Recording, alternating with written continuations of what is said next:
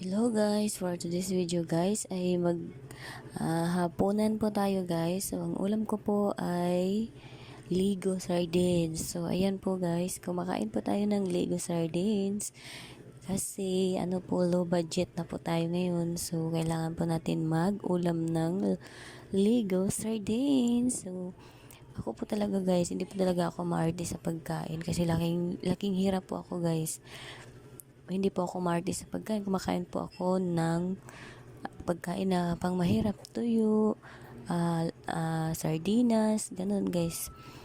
Masarap na pagkain na po yun para sa akin. Kasi nga po, laking hirap po tayo. So, yan guys, kakain na po tayo ngayon guys. So, ayan, sinalin ko na po yung sardinas sa plato at nilagyan ko lang po ng konting asin para po may lasa siya kasi pag sardinas lang ay medyo matabang po kasi nilalagyan ko po siya ng kunting asin.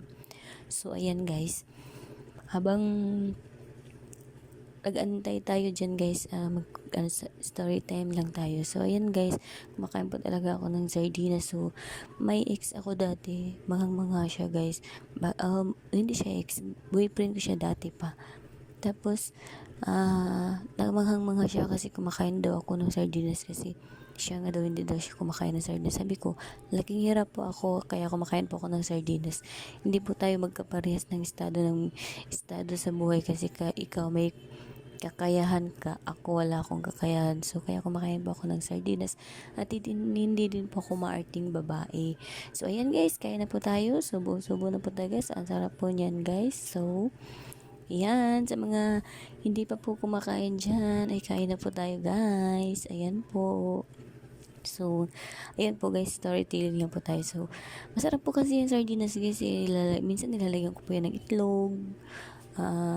Minsan miswa, minsan bihon. Ganun guys, yan ang ginagawa namin dyan sa amin sa probinsya. Tapos, kasi nandito naman tayo sa Maynila ngayon, low budget pa ako, tsaka bukod po sa low budget ay kanina po sobrang lakas ng ulan, kaya hindi na po ako nakabili ng ulam. So, wala po tayong choice kung hindi sardinas.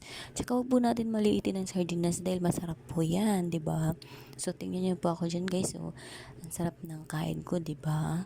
So, ganyan po yan guys. Naubos ko po yung isang cup ng rice cooker. Isang cup ng rice na sinahin ko sa rice cooker. So, baka sabihin nyo, naubos ko yung cup ng rice cooker. Ano, inayos ko lang po. So, ayan lang. Kain-kain lang po tayo dyan guys. Talaga namang ako hindi maarte sa pagkain eh. Kaya okay lang po sa akin kahit sardinas lang po yan guys. So, it will inday. So, ayan guys. Pag kasi guys, ingat-ingat na lang po tayo sa panahon ngayon kasi maulan lagi dito sa Manila, maulan lagi. Lalo na pag bandang hapon, maulan talaga. So, magdala na lang po kayo ng payong para hindi po kayo magkasakit. O, diba? So, kumakain pa rin ako ganyan guys. At actually, kinat ko lang yung video kasi kapag i-hold video ko talaga siya guys, abutin ako ng mga 10 minutes to 15 minutes kapag kumakain. So, kinatkat ko lang po siya din. Maraming salamat po sa inyo guys. Like and share sa Facebook page ko, si Inday ng Buhay Mo 29, and din sa YouTube channel ko po, si Inday ng Buhay Mo. So, ayan guys. Pag may time, iwan-iwan na lang din po kayo ng bakas at siguradong babalikan ko naman kayo. So, maraming salamat sa inyong panonood guys at magandang gabi sa inyo. Ayan, continue to eating pa rin tayo guys. So, ayun lang. Like and share lang guys. And then, ano na rin sa inyo, magandang gabi sa inyo at saka naway nasa mabuting kalagayan po kayong lahat. God bless po sa atin. And thank you na lang po guys sa suporta, walang sawang suporta sa inyo sa mga video ko. Sa big help na po sa akin yun guys. So maraming salamat po talaga sa mga pagtutok nyo. Yun lang po. Bye. Thank you guys.